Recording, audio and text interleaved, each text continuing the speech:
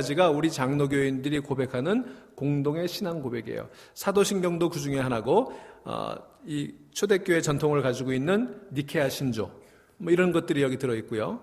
그 다음에 종교개혁 시대 스코틀랜드 신앙 고백이라든지 웨스트민스터 신앙 고백이라든지 하이델베르그 요리 문답이라든지, 여러분들 옛날 교회 다니시는 분들 이 세례 문답하고 그럴 때 했던 소요리 문답, 대요리 문답, 뭐 이런 것들. 그리고 이제 근대 현대로 들어오면은 1967년 독일의 바르멘 그 신앙 선언이나, 또는 미국 장로교회가 남북교회로 나눠져 있다가 합칠 때 만들었던 간추린 신앙 고백, 합해서 11개의 신앙 고백이 이 속에 들어있어요. 그러니까 사도신경도 그런 11개의 신앙 고백 중에 하나예요. 여러분들이 사도신경이 유일하고 절대적인 신앙 고백이다, 그렇게 생각하지는 않았으면 좋겠어요. 또 이 사도신경을 비판하는 사람들 가운데는 이 사도신경이 오랜 전통을 가지고 있는 고백이긴 하지만 기독교의 모든 교리를 다 담고 있지 못하다, 그렇게 비판을 하기도 합니다. 그것도 사실이에요. 그러니까 여러분, 사도신경에 어떤 절대성을 부여할 필요는 없어요. 하지만 우리 교회가 오랜 세월 우리 믿음의 고백을 정리하면서 그래도 사도신경이 가장 우리 신앙 고백, 우리 기독교 신앙 고백을 감명하면서도 본질적으로 포함되어야 될 내용들을 잘 포함되고 있다고 믿어왔고, 그래서 역사적으로 이것을 고백해 왔던 것입니다. 그래서 우리가 이 사도신경을 지금도 아주 귀하게 여기고 예배 때마다 고백하는 것입니다. 또 다른 이유가 하나 있어요. 여러 가지 신앙 고백들 중에 사도신경이 가장 짧지요. 그러니까 이 회중 예배, 공예배에서 고백하기에 가장 적절한 분량이에요. 하이델베르그 고백이라든지 웨스트민스터 신앙 고백 같은 거 너무 기니까 공예배에서 이렇게 같이 고백하고 그러기는 문제가 있죠. 그러다 보니까 사도신경이 공예배에서 가장 공개적으로 암송하고 고백되는 그런 신앙 고백이 된 것일 뿐입니다. 하지만 우리는 이 사도신경을 통해서 우리가 믿는 바를 한번 정리해 볼 필요가 있을 것 같아요. 여러분, 주기도문도 마찬가지지만, 여러분, 사도신경을 암송할 때 거기 믿는다 하는 그 내용들에 대해서 얼마나 진지하게 생각해 보시면서 암송하십니까? 여러분, 우리 주기도문도 마찬가지예요. 주기도문이요, 어떨 때 보면 주문같이 돼버렸어요. 요이 땅 하면은 하늘에 계신 우리 아버지부터 시작해가지고 끝에까지 숨도 안 쉬고 쉼표도 없이 주르륵 외워버리죠. 무슨 내용인지 별로 생각 없이 암송할 때가 참 많잖아요. 사도신경도 마찬가지인 것 같아요. 그 속에 정말 주옥 같은 우리들의 믿음의 정수들이 담겨 있는데 그 하나하나를 아무 생각 없이 그냥 주문처럼 외워버린다고요. 사도신경은 절대로 주문이 아닙니다. 주기도문도 주문이 아니에요. 그러므로 우리가 사도신경을 고백할 때마다 우리의 믿음을 다시 한번 점검해보는 그런 일들이 필요할 것 같아요. 그래서 이번 가을에 우리가 무엇을 믿고 왜 믿는지 이것을 한번 정리해 보기 위해서 사도신경을 공부해 보기로 하는 것입니다. 자, 우리 교회는요, 그 처음 출발부터 주는 그리스도시요 살아계신 하나님의 아들이십니다 라고 했던 베드로의 신앙 고백 위에 세워진 고백 공동체예요. 교회가 어디에 세워졌다고요? 베드로의 신앙 고백 위에 세워졌어요.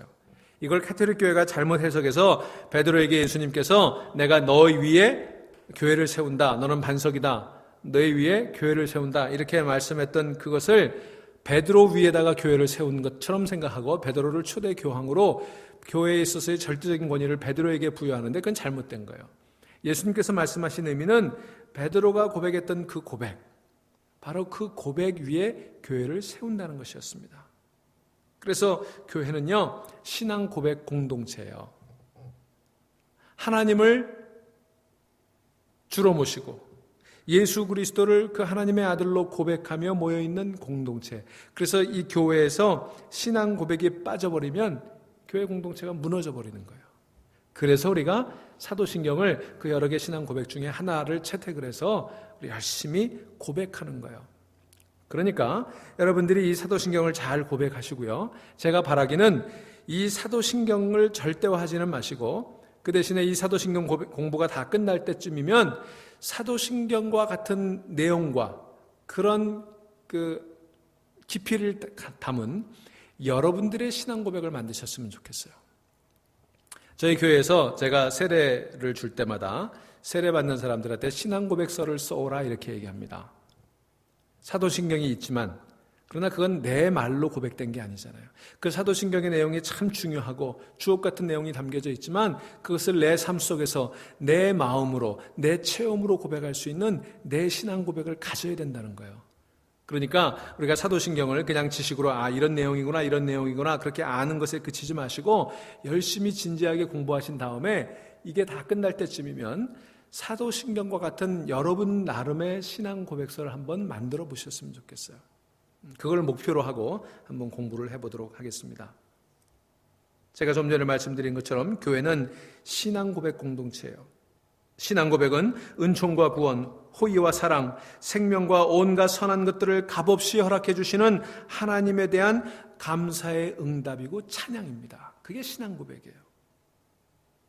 우리 크리스천들은요, 삶의 어려운 고민받아 하나님의 구원의 손길을 경험하죠. 빈들의 메마른 풀과 나무들이 단비로서 소생하는 것처럼 우리 신앙의 사람들은 위로부터 내려오는 하나님의 은혜의 단비를 받음으로 실패와 고난의 생을 극복할 수 있는 거예요. 여러분 삶 속에서 그런 걸 경험해 오셨잖아요. 새 힘을 주시는 하나님의 말씀과 생명의 빛을 밝히시는 진리의 말씀을 듣고서 그것을 소화시키면 우리는 시편 84편의 시인이 고백하는 것처럼 메마른 골짜기를 지날 때도 거기에서 샘이 터지고 은총과 영광의 문을 열어주시는 그런 하나님을 만나게 되는 거예요. 그러므로 몸과 마음, 정성과 뜻을 들여서 진정으로 예배하는 이 하나님의 백성들은요, 모든 선의 유일한 근원이시고 자비와 은총을 선사하시는 하나님을 철저히 신뢰하게 되는 거예요. 왜? 하나님의 그런 은혜를 경험했으니까. 그 은혜를 경험하고 나니까 그 은혜를 주시는 하나님을 신뢰하게 되는 거죠. 그래서 그 신뢰를 가진 사람, 그 믿음을 가진 사람은 거리낌 없이 의심하지 않고 기쁜 마음으로 하나님을 부를 수 있고 또 하나님을 불러야 되고 또 하나님을 부를 수 있도록 허락받은 거예요. 그래서 우리의 찬양과 예배를 받으시는 하나님은 진정으로 당신을 부르시는 자에게 가까이 계시고 그를 경외하는 사람들의 소원을 이루어 주시고 상처 입은 마음을 고치시고 터진 상처를 싸매시는 위로와 치료의 아버지가 되시기 때문에 우리는 그 하나님을 고백해야 되는 거예요. 또 고백할 수 있도록 허락받았어요. 특권이에요. 그래서 우리가 그런 마음을 담아서 신앙 고백을 드리는 거예요. 여러분, 그러니까 사도신경은요, 사실은 교리라고 하는 이름을 붙여서는 안 돼요. 그것은 우리를 구원하시는 하나님의 은혜와 사랑, 그 호의와 은총에 대한 우리의 찬양의 응답인 거예요. 그러니까 여러분, 주일마다 사도신경 고백하실 때 그냥 여기 땅 하면 꼭 잊어버릴까봐 숨가쁘게 끝까지 그냥 정신없이 달려가지 마시고 그 속에서 정말 내가 체험하는 하나님을 회상해 볼 수 있고 또 느껴볼 수 있는 그런 시간 되기를 주의 이름으로 축원합니다. 여러분 사실 그렇잖아요. 우리 사도신경을 매주 고백하는데 사도신경 고백할 때 막 마음이 뜨거워지세요? 막 하나님의 은혜가 감격스러워서 눈물이 나신 적이 있으세요? 별로 없죠. 요즘 그래서 이제 사도신경을 예배에서 자꾸 빼자는 운동이 일어나요. 너무 형식화됐다고 그래서. 나 뺀다고 되는 건 아니죠. 다시 한번 사도신경을 정말 진정으로 고백하게 되면요, 정말 사도신경을 천지를 지으신 하나님 생각할 때 눈물이 나고, 나를 위해 십자가에 달리신 예수님을 고백할 때 감격의 눈물이 나야 되는 거예요. 자, 그래서 우리 사도신경을 한번 그렇게 공부해보자 하는 것입니다. 자, 원래 개혁교회 예배 모무에는 오래도록 사도신경을 고백하는 순서가 들어있었어요. 루터도 그랬고 칼뱅도 그랬고 쯔빙글레도 그랬고 다 그런 전통들이 들어있었어요. 우리가 지금 고백하는 이 사도신경, 이 형태는요, 대략 5세기 말 6세기, 주후 5세기, 6세기 경에 지금과 같은 형태로 이렇게 완성이 되었어요. 그러나 그렇게 완성이 되었다고 하더라도 그때부터 공식적인 교회의 고백으로 쓰여졌던 것은 아니었어요. 그 당시에 한 2세기부터 시작을 해가지고 주후 한 2세기부터 시작을 해서 여러 신앙 고백문들, 이 사도신경과 유사한 형태의 신앙 고백문들이 쭉 있어 왔어요. 뭐 자료들을 지금 시간이 없으니까 다 소개하지는 않습니다만 그렇게 다 하다가 이제 주후 7세기, 8세기를 거치면서 교회가 이 사도신경을 이제 완성된 형태로 만들고, 그리고 936년 오토 1세의 시대에 이르러서 로마 교회가 공식적으로 이 사도신경을 교회의 신앙 고백문으로 채택하기에 이르렀습니다. 그런데 궁금한 것은요, 우리가 이것을 사도신경 그러죠. 어포슬스 크리드 그러거든요. 왜 사도신경이라고 부르는지 혹시 아세요? 예, 사도들의 고백이다, 그런 뜻으로 사도신경이라고 부르는데, 왜 사도신경이라는 이름이 붙여졌나? 이것은 사실은 사도들이 만든 건 아니에요. 오랫동안 교회 전설에 의하면 이 사도신경을 12명의 사도들이 만들었다, 그렇게 알려져 왔어요. 왜냐하면 이 사도신경을 보시면 12개의 고백이 있거든요. 나는 믿습니다, 나는 믿습니다, 이게 12개예요. 그래서 사도들이 만들었을 것이고, 12명의 사도들이 예수님이 승천하시고 한 열흘 있다가 모여가지고 한 명이 하나씩 나는 이렇게 믿는다, 나는 이렇게 믿는다, 그렇게 얘기한 걸 모아서 12개의 고백문 사도신경이 되었다. 아주 옛날에는 그렇게 알려져 왔어요. 그게 전설이에요. 근데 그건 진짜 전설이에요. 그러니까 뭐 이런 식의 얘기가 내려왔던 거예요. 베드로가 나는 전능하신 창조주 하나님을 믿습니다 라고 얘기하니까, 또 안드레가 일어나가지고 나는 그 외아들이신 우리 주 예수 그리스도를 믿습니다, 이런 식으로 12명이 돌아가면서 한마디씩 하고 그걸 모아서 만들었기 때문에 그 이름이 사도신경이다, 이렇게 알려져 있는데, 그건 그야말로 전설이에요. 그런 건 아닙니다. 그러면 왜 사도신경이라는 이름이 붙여졌느냐? 사도들이 하나님의 말씀, 예수 그리스도의 분부를 우리들에게 가르쳐 주셨고, 그 사도들이 가르쳐 주셨던 우리 믿음의, 우리 신앙의 근본들을 잘 정리해서 담고 있다는 그런 의미에서 사도신경이다, 이런 이름이 붙여진 거예요. 영어로는 크리드라고 이렇게 되어 있고요. 이 크리드라고 하는 말은 내가 믿는다라고 하는 의미의 크레도라고 하는 라틴어에서 유래를 했어요. 그래서 우리 번역에는 사실은 그런 의미가 좀 잘 안 나타나 있는데, 영어 성경에 보면, 영어의 사도신경에 보면 I believe in 이렇게 시작을 하죠. 그리고 원래 라틴어로 만들어진 이 사도신경은 크레도, 내가 믿는다, 내가 믿는다, 내가 믿는다, 이렇게 담고 있어요. 그래서 사도신경 크레도라고 하는 이름이 붙여졌습니다. 자, 그러면 내가 믿는다라고 했는데 무엇을 믿는가? 왜 믿는가? 바로 우리 믿음의 대상과 그 믿음의 이유를 설명하고 있는 것이 사도신경입니다. 자, 그러면 왜 사도신경이 필요했을까? 이 사도신경이 만들어진 배경을 살펴보겠어요. 먼저 사도신경은 언제 사용됐냐 하면요, 주로 세례를 베풀 때 사용하려고 만들었습니다. 사도신경의 뼈대를 형성하는 데 기여를 했던 여러 가지 그 2, 3세기의 신앙 고백들을 보면요, 다 세례와 관련이 돼 있었어요. 그래서 세례를 베푸는 사람이 세례를 받는 사람에게 너는 창조주 하나님을 믿느냐? 너는 우리 주 예수 그리스도를 믿느냐? 이렇게 물어보았고, 그 물음에 대해서 예, 나는 믿습니다, 예, 나는 믿습니다, 이렇게 믿음을 고백했던 것, 그 세례의 믿음 고백을 위해서 이 사도신경이 처음 만들어지기 시작을 했어요. 그런데 여러분, 우리는 지금 세례를 정말 자유롭게 받을 수 있지만 이런 신앙 고백들이 만들어지던 그 교회가 처음 형성되던 시기에 세례를 받는다고 하는 것은 지금과는 전혀 다른 의미를 가지고 있었어요. 여러분, 그때는 박해 시대 아니었습니까? 그러니까 내가 하나님을 믿고 내가 교회 공동체에 들어와서 믿음의 사람이 된다는 세례를 받는 것은요, 어쩌면 목숨을 거는 위험한 행동이었어요. 그렇게 목숨을 걸고 내가 믿는다 고백했던 그 고백들이 모아진 게 사도신경이에요. 그러니까 여러분들, 우리가 사도신경을 고백할 때는 그냥 지금처럼 형식화된, 교리화된 그런 사도신경을 그저 줄줄줄줄 암송하는 데 그치지 마시고, 그 사도신경을 고백하면서 그 한 개 한 개의 믿음을 고백할 때마다 목숨을 건 모험을 했던 그 우리 믿음의 선진들의 그 믿음의 고백들, 그 믿음의 체험들을 한번 느껴볼 수 있어야 돼요.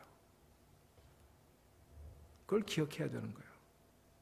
그래서 세례 받는 데 필요해서 그 세례 받을 때 적어도 이러한 믿음을 고백할 수 있어야 되지 않겠냐라는 차원에서 사도신경이 만들어졌어요.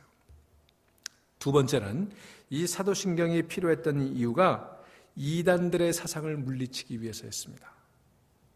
초대교회는 아주 이단이 횡행했어요. 지금만 그랬던 거 아니에요. 초대교회 이래 2000년 기독교 역사는요, 사실은 이단의 역사라고 해도 과언이 아닐 거예요. 어느 시대에도 이단이 없었던 적이 없어요. 예수님의 신성을 부인했던 아리우스로부터 시작을 해서 하나님의 절대 주권을 인정하지 않았던 펠라기우스라든지 알마니우스라든지 영지주의, 신비주의, 세속주의, 기복주의, 2000년 역사 동안 계속해서 이단들이 있었어요. 그 이단들이 한시도 쉬지 않고 이 그리스도인들의 마음을 미혹하지 않았습니까? 그때 하나님의 백성들에게 필요한 것이 바로 우리의 믿음을 확증시켜 줄 수 있는 그런 정리된 교리였어요. 그래서 교회는 사도신경에 비추어 그 테두리에서 어긋난 사람들을 이단의 집단이라고 규정했던 거예요. 왜냐하면 교회는 한 믿음, 한 신앙 고백 안에 존재해야 되기 때문입니다. 여러분, 에베소서 4장 4절부터 6절을 기억하시죠? 몸이 하나요 성령도 한 분이시니 이와 같이 너희가 부르심의 한 소망 안에서 부르심을 받았느니라. 주도 한 분이시요 믿음도 하나요 세례도 하나요 하나님도 한 분이시니 곧 만유의 아버지시라. 만유 위에 계시고 만유를 통일하시고 만유 가운데 계시도다. 우리 믿음이 하나예요. 세례도 하나예요. 그래서 우리 신앙 고백도 하나여야 된다는 거예요. 이처럼 교회는 한 하나님을 믿는 한 믿음, 한 신앙 고백 속에서 한 목적지를 향해 가야 하는 공동체이기 때문에 우리 믿음을 정돈해주고 우리 믿음을 붙들어줄 수 있는 신앙 고백이 필요했던 거예요. 그런데 오늘날 어떻습니까? 오늘날 우리들의 믿음이 너무 제각각이잖아요. 우리 기독교의 소망은요, 하나님 나라로 지향되어야 되는데 오늘 우리들의 믿음이라고 하는 것은요, 하나님을 향해서 하나님 나라로 지향되지 않고 그저 세상의 풍조를 따라가는 것으로 변질되고 말았어요. 그래서 오늘 이 시대에도 우리 사도신경이 필요한 거예요. 우리 신앙을 제대로 고백해야 되는 거예요. 여러분, 우리 기독교 신앙은요, 믿음에 관한 거 아니에요? 여러분은 세상을 어떻게 이해하십니까?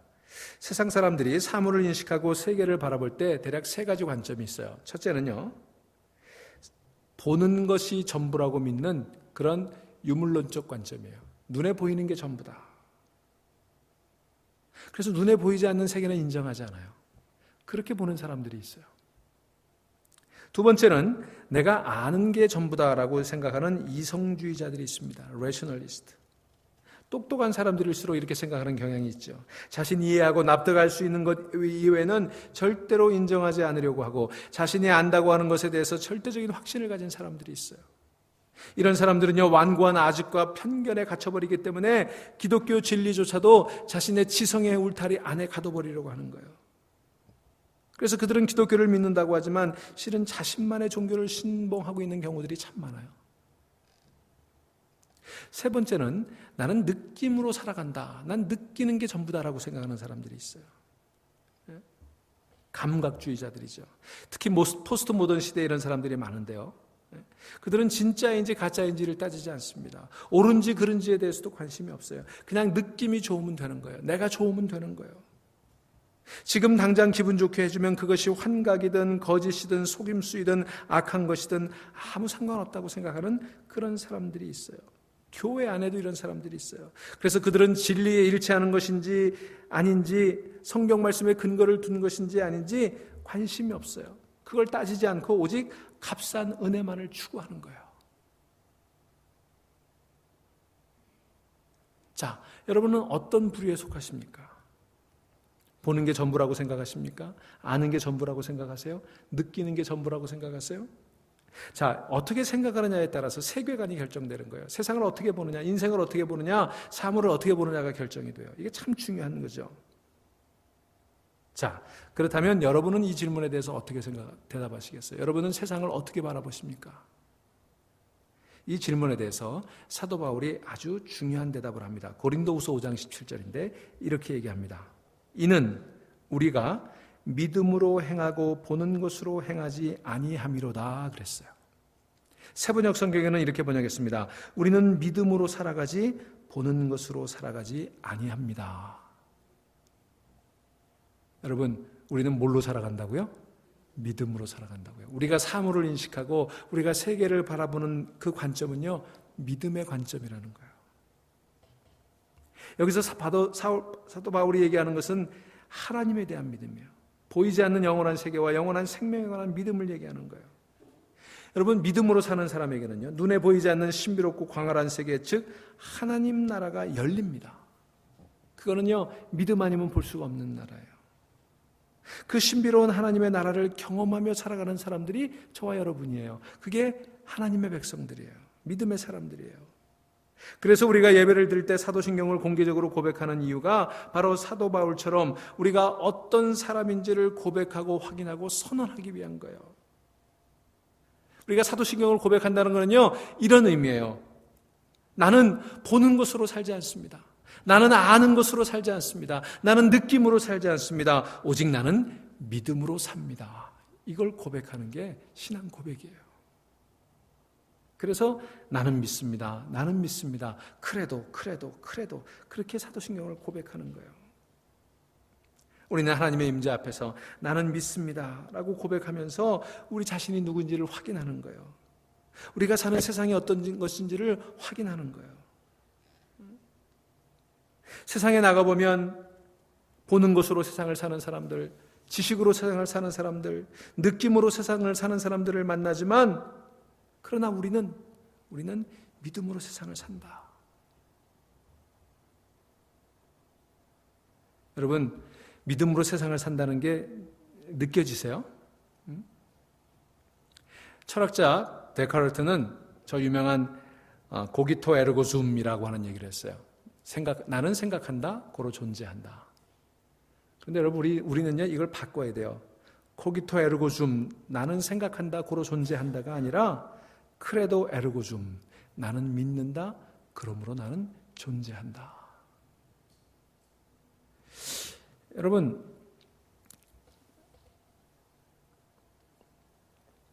무신론자와 유신론자가 있죠. 우리는 믿는 사람들이고 저들은 믿지 않는 사람들이라고 그렇게 얘기해요. 그죠? 근데 사실은요, 둘 다 믿는 사람들이에요. 무슨 얘기냐면 우리는 하나님이 계시다고 믿고 그들은 하나님이 안 계신다고 믿는 거예요. 무슨 얘기인지 이해가 되세요? 자, 보십시다. 우리 인간이 사물을 인식하는 방법은요, 우리가 다 눈으로 보고 알 수 있어요? 모든 걸 다 측량하고 실험하고 검증할 수 있어요? 그렇지 않죠. 그럴 수 없어요. 그러니까 무신론자든지 유신론자든지 다 어떤 가정을 하는 거예요. 가정. 전제를 하는 겁니다. 그리고 그 가정을 프루브해 가는 거예요. 증명해 가는 거예요. 그런 의미에서 우리는 하나님이 계시다, 하나님이 이 세상을 지으셨다, 이렇게 가정하는 거예요. 그리고 그거를 증명해 갑니다. 무신론자들은 하나님이 안 계시다, 세상은 우연히 생겼다, 이렇게 가정하고 그걸 증명해 가는 거예요. 그러니까 유신론자나 무신론자나 사실은 다 무엇인가를 믿고 있는 거예요. 그래서 믿음이 중요한 거예요. 여러분, 현존하는 인간 중에서 가장 똑똑한 사람이라고 간주되는 사람 가운데 하나가 천체 물리학자 스티븐 호킹 박사잖아요. 그는 그의 머릿속에 우주와 인간에 대한 그 모든 이해를 끊임없이 확장시킨 정말 천재였어요. 그런데 그는 믿음을 부정합니다. 그는 인간의 두뇌로 모든 것을 알아낼 수 있다고 그렇게 이야기합니다. 그런데 그렇게 철저하게 무신론자인 이 스티븐 호킹 박사가 70세 생일에 유명한 말을 남겼어요. 여자, 그것은 나에게 영원한 신비다. 흥미로운 얘기죠. 이 스티븐 호킹 박사가 그렇게 몸을 움직일 수 없는 불구였는데 결혼을 2번 했잖아요. 첫 아내와 이혼하고, 그리고 자기를 돌보던 그 간병인하고 또 결혼을 하고, 또 그 간병인하고 또 떠나버렸어요. 아마 그런 자기 삶의 그런 아픔 때문에 그랬는지, 여자, 그것은 나에게 완전한 비밀입니다. Woman, they are complete mystery. 여러분, 모든 것을 다 알 수 있고, 모든 것을 다 증명할 수 있고, 모든 것을 다 규명할 수 있다고 그렇게 자부하면서 무신론자의 대표격인 이 스티븐 호킹 박사가 여자는 모르겠다는 거예요. 저는 그 얘기를 들으면서 두 가지를 생각했어요. 여러분, 우리가 정말 모든 걸 다 알 수 있을까요? 우리 인간의 이성과 지식이 모든 것을 다 규명할 수 있을까요? 그것처럼 교만이 어디 있어요? 또 한 가지는 제가 그 얘기를 들으면서 인간이라고 하는 것이 정말 신비로운 존재구나. 그는 여자가 신비라고 그랬지만 남자도 신비해요. 인간이라는 자체가 인간의 육신도 그렇고 인간의 마음도 그렇고 영혼도 그렇고 한마디로 신비해요. 자, 이 신비로운 존재가 이 신비로운 세상 속에 살아가면서 그 모든 것들을 이해할 수 있는 유일한 방법은 바로 믿음이에요. 믿음. 그래서 우리가 믿음이 무엇인지를 생각해 봐야 되는 거예요. 오늘 우리가 읽은 히브리서 11장 읽었습니다만 고린도전서 13장을 사랑장이라고 그러죠. 또 고린도후서 15장을 부활장이라고 그러죠. 히브리서 11장을 뭐라고 그래요? 믿음장 그러죠. 이 믿음에 대한 얘기예요. 이 저자가 히브리서 11장에서 믿음을 얘기하면서 믿음으로 산 사람들의 얘기를 쭉 해놓고 있거든요. 그런데 그 서두에 히브리서 11장 1절에서 저 유명한 이야기를 합니다. 뭐라고 그랬어요? 같이 읽어봅니다. 믿음은 바라는 것들의 실상이요 보이지 않는 것들의 증거니 그랬어요. 여러분 이 말이 무슨 뜻인지 잘 아세요? 우리 많이 암송하고 그런 구절인데 무슨 뜻인지 잘 이해가 되세요? 표정을 보니까 잘 이해 못하시는 것 같아요. 예. 자, 요거를 제가 다른 여러 개의 번역으로 한번 읽어드릴게요. 새 번역에는 이렇게 번역했습니다. 믿음은 바라는 것들의 확신이요 보이지 않는 것들의 증거입니다. 이렇게 번역했고요. 공동 번역에서는 믿음은 우리가 바라는 것들을 보증해주고 볼 수 없는 것들을 확증해줍니다. 이렇게 번역했어요. 자, 제가 이 세 가지 번역을 따로 소개한 이유는요. 여기 확신, 실상, 보증이라고 같은 단어를 세 개로 각각 다르게 번역하고 있어요. 근데 요 세 개 단어를 이해하면 믿음이라는 걸 이해할 수가 있기 때문에 제가 소개를 해드리는 거예요. 확신, assurance, 실상, reality, 그 다음에 보증, guarantee라고 번역된 이 헬라어는 hypostasis,라고 하는 단어인데요. 그 단어는 이 세 가지 의미를 다 담고 있어요. 확신, 실상, 보증. 자, 그래서 이 단어를 이해하면 믿음이 뭔지를 알 수 있습니다. 자, 믿음은요, 첫째로 잘 들으세요. 믿음은 바라는 것과 상관이 있어요. 바라는 것들의 확신이다. 바라는 것들의 실상이다. 바라는 것들을 보증해준다. 이렇게 얘기했죠. 그러니까 믿음은 바라는 것과 관련이 있어요. 자, 무엇이든지 자신이 원하는 것이 이루어지기를 바라는 그런 바람이 아니라 이 바람은 좀 다른 거예요. 예를 들면 적극적 사고방식 아시죠? Positive thinking. 노만 필 박사라든지 뭐 로버트 슐러라든지 요즘 같으면 조엘 오스틴 목사 같은 사람이 이 적극적 사고방식 얘기하죠. 우리가 뭘 가지고 싶어 하고 뭐 이러면 이루어진다. 뭐 적극적으로 생각해라. 뭐 이런 거. 액티브하게, 능동적으로, 또 포지티브하게, 긍정적으로, 낙관적으로, 옵티미스틱하게 그렇게 생각하면 뭘 이루어질 수 있을 것이다. 이게 이런 사람들이 하는 얘기인데 여기서 얘기하는 바라는 거는 그런 것과는 좀 관계가 없어요. 히브리서가 말하는 바람은 그런 믿음은 아니에요. 히브리서가 말하는 믿음은요, 역사의 주인이신 하나님에 대한 믿음이에요. 그 하나님을 바라는 거예요. 여러분, 역사의 주인이신 하나님을 믿는 사람은 언제나 바라는 게 있기 마련이에요. 인간적인 시각으로는 철저히 절망적인 상황에 처해도 하나님을 믿는 사람은요, 희망을 잃지 않거든요. 하나님이 계시다는 사실을 믿기 때문에 그 하나님께서 결국 모든 것들을 바로 잡으실 것이라는 믿음 때문에 우리는 희망을 포기하지 않는 거예요. 하나님을 믿기에 바라는 것이 생긴다, 그런 뜻이에요. 하나님을 믿기에 바라는 것이 결국 이루어질 것이라고 믿는 것. 그래서 그 믿음을 가지고 행동하는 것, 그게 믿음이에요. 그래서 믿음은 바라는 것들의 실상이다, 그렇게 얘기하는 거예요. 참된 믿음을 가지면 바라는 것을 이미 손에 넣은 것처럼 행동하고 생각할 수 있게 된다는 거예요. 그래서 믿음을 바라는 것들의 확신이다, 이렇게 번역하기도 했어요. 하나님이 살아계시니까 반드시 얻으리라고 믿는 그 확신이 있게 된다는 거예요. 또 믿음은 바라는 것들에 대한 보증이다 그랬어요. 그 믿음을 놓치지 않는 한 바라는 것들은 필경을 얻게 될 것이니까 이미 보증을 얻은 것이나 마찬가지라는 뜻이에요. 그래서 믿음은 하나님을 향한 바람과 관계가 있는 거예요. 둘째, 믿음은 보이지 않는 것과 관계가 있어요. 여기 그렇게 얘기하죠. 바라는 것들의 실상이요 보이지 않는 것들의 증거니. 보이지 않는 것. 여러분, 눈에 보이는 것은 믿는다 안 믿는다 말할 필요가 없어요. 그죠? 근데 믿음은 눈에 보이지 않는 것과 관련이 있습니다. 여러분, 여러분이 믿는 하나님 눈에 보여요, 안 보여요? 눈에 안 보이시는 분이에요. 우리가 가지고 있는 시민권, 이 천국의 시민권은 천국의 것인데 그 천국은 이 지구상의 지도에 나옵니까? 안 나옵니까? 안 나와요. 그러니까 우리는 만질 수도 없고 머리로 이해할 수도 없고 오감으로 느낄 수도 없고 지도에도 그릴 수 없는 그런 나라의 시민으로 그런 나라를 다스리시는 하나님을 믿는 거예요. 보이지 않는 것과 관련이 있다 이 얘기예요. 그런데 그것은요 아무런 증거가 없어요. 실제하다는 증거가 없어요. 그런데 그 증거가 없이 보이지도 않고 만질 수도 없고 오감으로 느낄 수 없는 지도에도 그릴 수 없는 그 나라와 그 하나님은요 오직 믿음으로만 볼 수 있다는 거예요. 믿고 나면 보인다는 거예요. 그래서 믿음은 보이지 않는 것들의 증거다 그랬어요. 증거가 없는데 믿음으로 그 증거를 얻게 된다 그런 뜻이에요. 이제 이 문장이 이해가 되시겠어요? 그래서 보이지 않는 세계는요 알므로써 믿는 대상이 아니라 믿음으로써 알아지는 대상이에요. 하나님은 알아서 믿는 게 아니라 믿어서 알게 되는 거예요. 하나님 나라는 보아서 믿게 되는 게 아니라 믿음으로 보게 되는 나라예요. 그래서 오늘 본문 3절에 이렇게 얘기하는 거예요. 3절 뭐라고 그랬습니까? 믿음으로 모든 세계가 하나님의 말씀으로 지어진 줄을 우리가 아나니 그랬죠.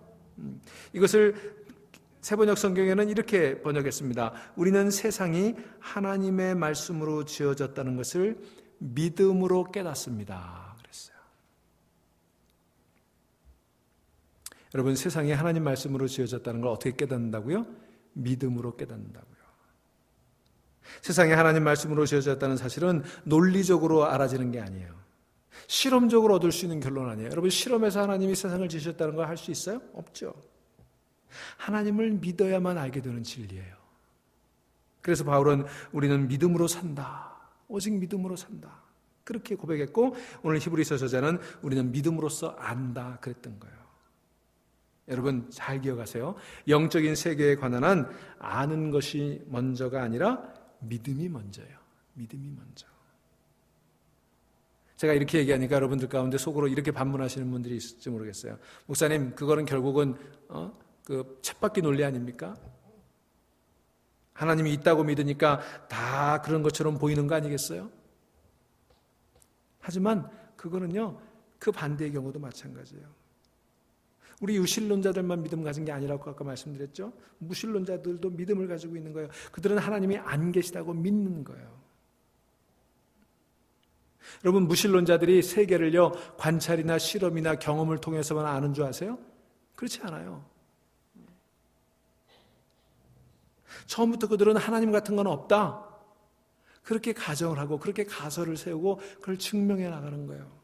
그렇게 믿으니까 세상이 그렇게 보이는 거예요. 하나님이 없다고 믿으니까 하나님이 없는 것처럼 보이는 거예요. 똑같은 거예요. 그렇다면 누가 그것을 증명할 수 있느냐? 이 문제가 남는 거죠. 자, 하나님이 존재한다는 가설을 우리가 세워놓는 거예요. 하나님이 존재하신다. 만져볼 수도 없고 증명해 볼 수도 없지만 하나님이 존재하신다 가설을 세우고 우리는 그걸 믿음으로 이제 알아가게 되는 건데, 혹 이런 사람들도 있을 수 있어요. 어떤 사람이 이런 얘기를 하더군요. 자, 하나님이 계신다, 하나님이 안 계신다, 둘 다 가설이에요. 가설을 세워놓고 가만히 생각을 해보니까, 자, 하나님이 계신다고 생각했는데 죽어보니까 안 계시더라. 그러면 내가 잃어버리는 게 뭐냐? 본전이더라. 아무것도 잃어버린 게 없다. 그런데 하나님이 안 계신다고 가설을 세우고 하나님이 안 계신 것처럼 살았는데 나중에 죽고 보니까 하나님이 계시더라.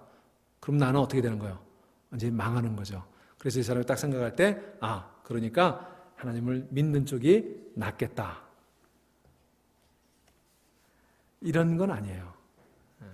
그건 올바른 방법은 아니에요. 하지만 여러분, 우리가 하나님이 계신다고 가설을 세워놓고 살아가는 과정에 많은 사람들은 부인할 수 없는 전환의 경험을 통해서 하나님을 알기 시작합니다. 믿기 시작합니다. 무신론자로 살다가 하나님을 만난 사람도 있고, 모태신앙인으로 습관적으로 교회를 다니던 중에 하나님에 대해 눈뜬 사람도 있고, 우연으로 치부해도 될 만한 아주 소소한 영적 자각을 통해, 또는 부정할 수 없는 어떤 영적인 체험을 통해, 어떤 기적적인 체험을 통해 하나님의 나라를 믿게 되는 경우들도 있습니다.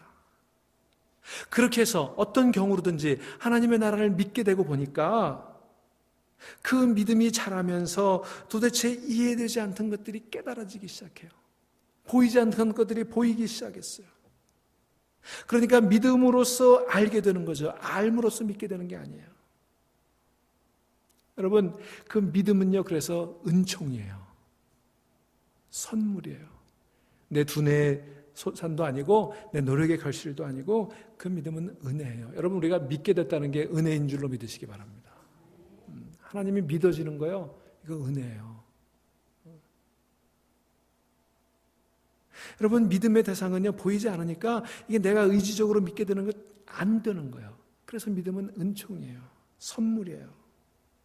또 하나는 우리가 눈에 보이는 것만 믿도록 훈련받잖아요. 우리 세상은요, 눈에 보이는 것만 믿도록 훈련받잖아요.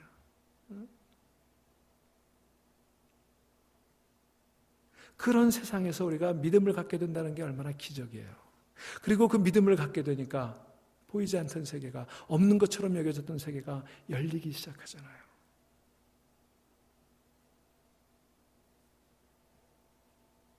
여러분, 그 믿음이 여러분 가운데 있어야 되는 거예요. 그 믿음이 있는 게 감사한 거예요. 그래서 우리는 그 믿음을 고백해야 되는 거예요.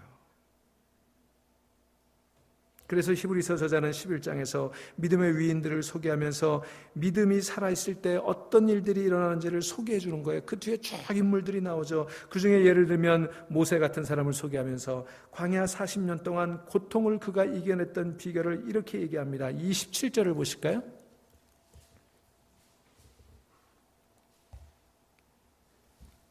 같이 읽어봅니다.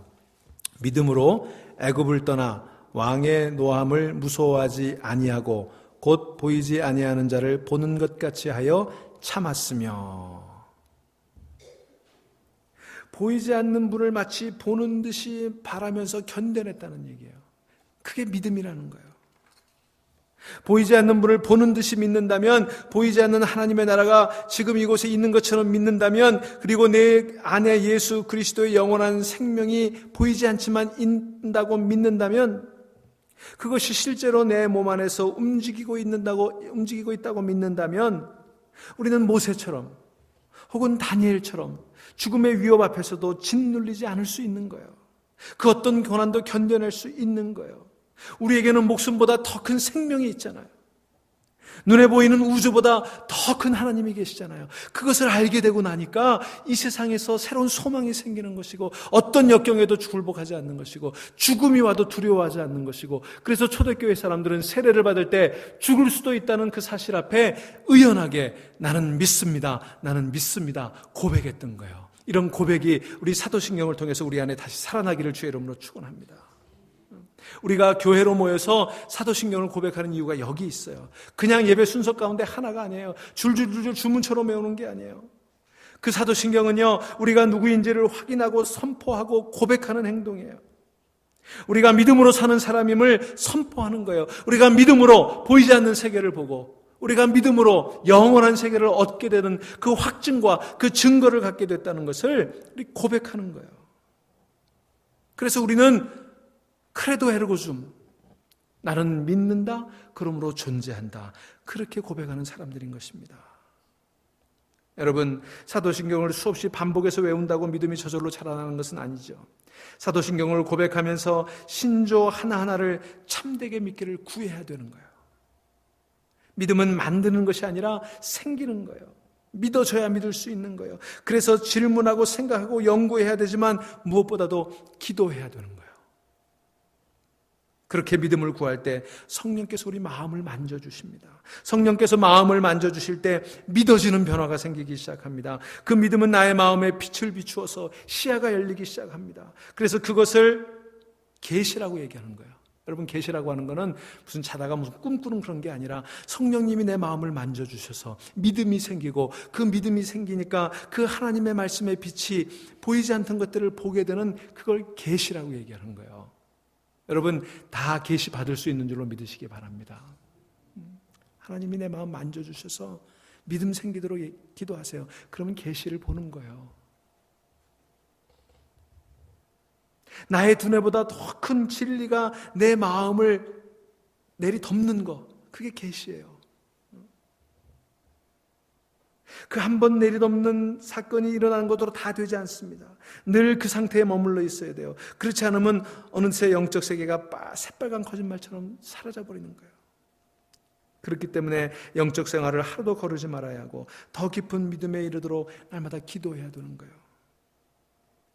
여러분, 이제 오늘 사도신경 여정을 시작하는데요, 이 사도신경 여정을 통해서 단순히 교리를 아는 게 아니라 여러분, 하나님께서 여러분의 마음을 성령으로 만져주시기를 기도하시기 바랍니다.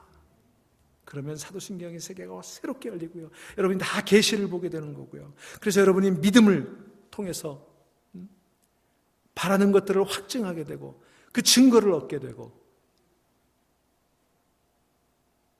그래서 그런 믿음이 가지게 될 때 세상 풍파에 요동하지 않고, 세상 유혹에 넘어가지 않고, 마침내는 죽음 앞에서도 흔들리지 않는 그런 믿음에 이르게 되는 거예요. 그런 소망을 가지고 우리 한번 사도신경을 새롭게 공부해 볼 수 있기를 주의 이름으로 축원합니다. 기도하십시다.